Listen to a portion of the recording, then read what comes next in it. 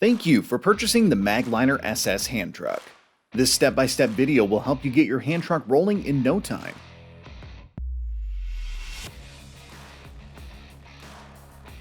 Be sure you have the tools required to assemble your product. Electronic copies of all product assembly instructions are available at magliner.com. It's helpful to use a workbench or table of convenient height and place all components in view and within reach. It may also be helpful to assemble the hand truck oriented face down. A knockdown SS hand truck box typically contains one frame, one handle, one nose, two wheels, one completion pack, and one kickstand pack. The completion pack will vary based on the SS hand truck model ordered. Depending on your nose selection, the box may include the 86029 nose mounting kit. The box will also contain any additional hand truck accessories included in the truck's model number.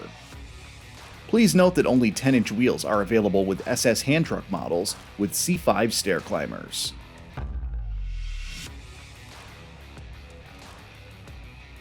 Slide the side channel reinforcements into the long legs of the frame. Make sure to position the reinforcements so the bottom half contains more holes than the top half. If your hand truck has a die-cast nose, slide the legs and reinforcements over the nose heel. Place the right-hand wheel bracket against the outside of the frame. Insert two 5/16-18 by 2-inch long hex head bolts through the wheel bracket, frame, reinforcements, and nose. Secure with two 5/16-18 lock nuts. Finger tighten only for now. All hardware not used for the kickstand assembly will be found in the 301033 hardware pack and any handle hardware packs.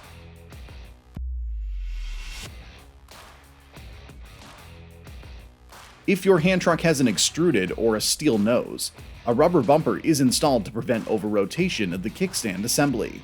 Insert the screw through the front of the nose plate, slide on the rubber bumper, secure with the 1/4 inch -20 lock nut, tighten to 50 to 60 inch-pounds of torque. Please note that the bolt length will depend on whether the nose is extruded aluminum or steel, and whether or not the frame has a vertical strap. Your SS truck will be packed with the correct bolt for your configuration.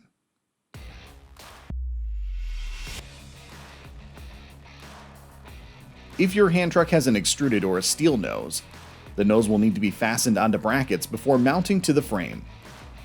Only flush mount extruded and steel noses are compatible with the self-stabilizing truck. Fasten the brackets to the back of the heel using the hardware provided in the nose mounting kit. Lead the fastener slightly loose and slide the frame legs and reinforcements over the nose brackets. Place the right-hand wheel bracket against the outside of the frame. Insert two 5/16-18 by 2-inch long hex head bolts through the wheel bracket, frame, reinforcements, and nose. Secure with two 5/16-18 lock nuts, finger tighten only for now.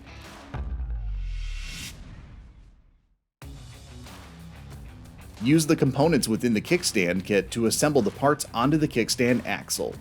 Take two 1-inch long roll pins from the kickstand pack and insert them into the inner holes of the axle. Use a hammer to center the pins through the axle. Some components of the kickstand need plastic-safe lubricant applied before assembly. Apply lubrication to the jagged side of the kickstand lever and to the jagged side of the cam. Lubricant must also be applied to both sides of the nylon washer supplied in the kickstand kit. Next, slide the kickstand cam over the axle, followed by the kickstand lever. The two jagged faces of these parts should mate. Slide a thin metal washer onto the axle, followed by the nylon washer. Next, slide one thick metal washer, the kickstand spring, and another thick washer. Insert the side with the two roll pins into the right-hand wheel bracket, making sure the roll pin locks into place in the wheel bracket. The kickstand lever should be pointing downward below the edge of the hand truck nose. Leave in place for now.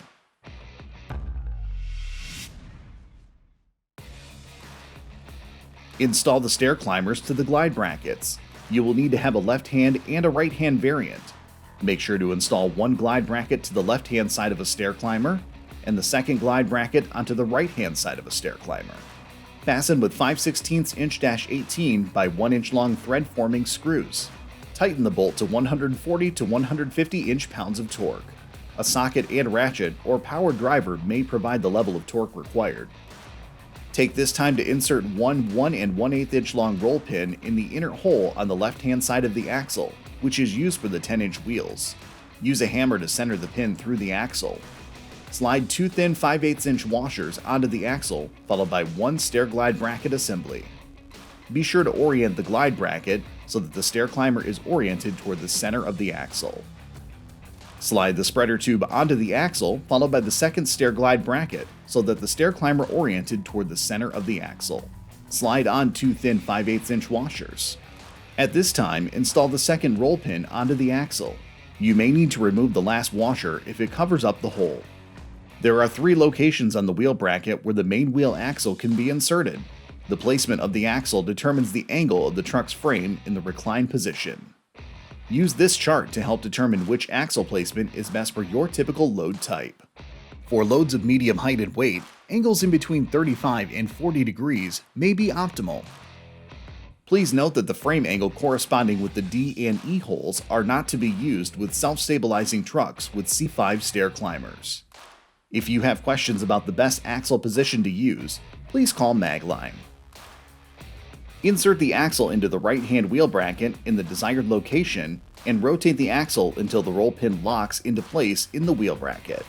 Slide the left-hand wheel bracket onto both axles. Insert two 5/16-18 by 2 inch long hex head bolts through the wheel bracket, frame, reinforcements, and nose. Make sure the roll pin locks into place in the wheel bracket. Secure the wheel bracket bolts with two 5/16-18 lock nuts. Finger tighten only for now.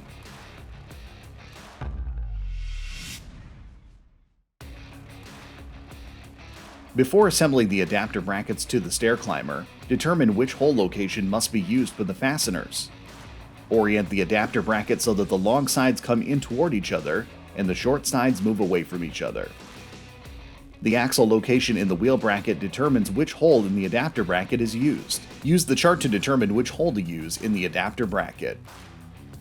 Assemble an adapter bracket to each stair climber with the 1/4 inch -20 by 1 7/8 inch long panhead machine screws and 1/4 inch -20 lock nuts.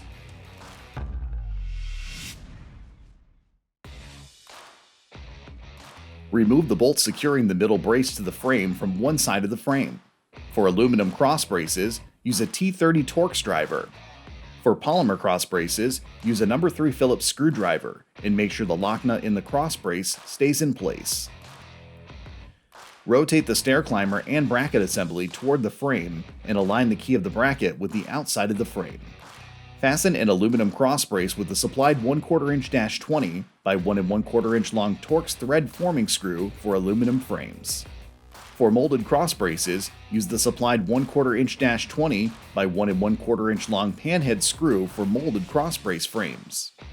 This hardware will be used in the top hole of the bracket. Secure the bottom hole of the bracket to the frame with one 1/4 inch -20 by 1 inch long panhead screw and 1/4 inch -20 hex lock nut. Repeat this process for the other side.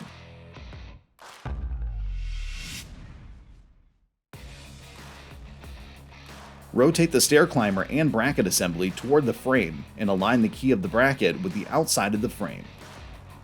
Fasten the middle hole to the frame with one 1/4 inch -20 by 1 inch long panhead screw and 1/4 inch -20 hex lock nut. Using the bracket as a guide, drill a hole in the lower hole placement using a J-size or .277 drill bit using the bracket as a guide. Secure with 1/4 inch -20 by 1 inch long panhead screw and hex lock nut. Repeat for the other side.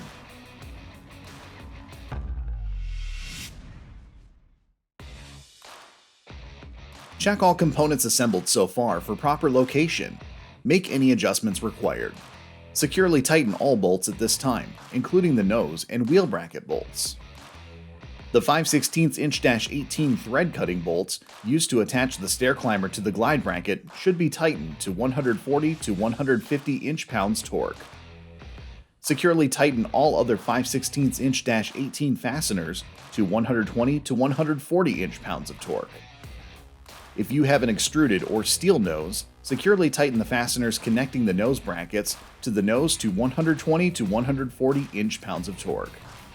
Tighten any 1/4 inch -20 fasteners to 50 to 60 inch-pounds torque. Secure the 1/4 inch-20 bolts connecting to an aluminum or molded frame cross brace to 110 to 130 inch-pounds. Please note that you will likely have some bolts and lock nuts that were unused. This is normal, as the type of hardware used will vary depending on the frame chosen with the model.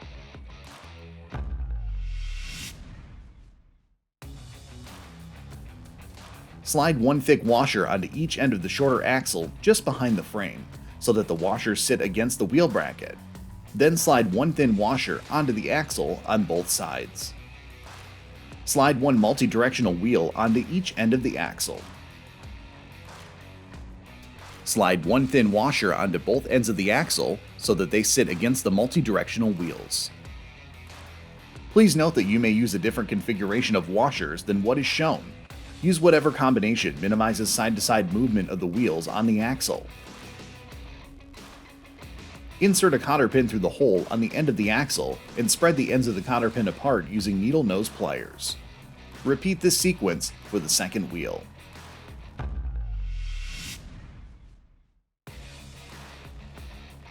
The 301033 hardware pack comes with an assortment of thick and thin washers to ensure a tight fit of the larger wheels onto the axle. For 1070, 1075, and 1080 wheels, slide two thick 5/8 inch washers on the axle. For all other wheels, slide one thick 5/8 inch and one thin 5/8 inch washer on the axle.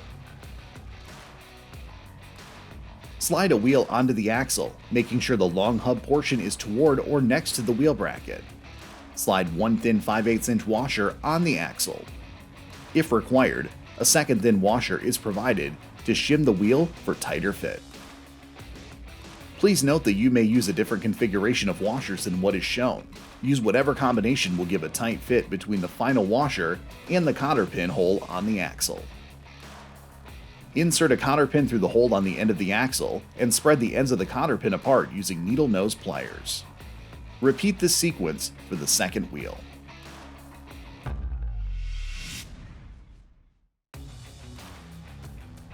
Place black frame caps on frame. Position the handle between the frame rails and line up holes. If your hand truck was ordered with a high U frame extension or a short U brace, gently squeeze the ends of the frame extension and place the extension between the handle. Use the hardware in the 80112 fastener pack for this assembly. If your truck has both a frame extension and a short U brace, the short U brace would fit inside the frame extension. Use the hardware in the 80114 fastener pack for assembly. Line up all holes. Fasten with four 1/4 inch-20 panhead screws and hex head lock nuts. Securely tighten these screws to 50 to 60 inch-pounds torque.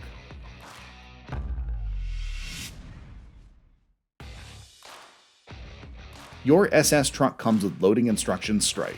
It will be placed on the front of the bottom cross brace if there is no vertical strap on the front of the frame. If there is a strap, it will be placed on the back of the bottom cross brace. Make sure the groove on the cross brace is clean and free of debris. Place the top end of a stripe against the cross brace and carefully slide the stripe up underneath the top groove. Line up the bottom end of the stripe against the cross brace and gently guide the stripe so that the bottom edge slides into the bottom groove. It may be helpful to use a thin flat object, such as a credit card, to help guide the strip into place. For polymer cross braces without grooves, apply the supplied adhesive label to the cross brace. You are now ready to put your Magliner to work. With the value, quality, and innovation of Magliner.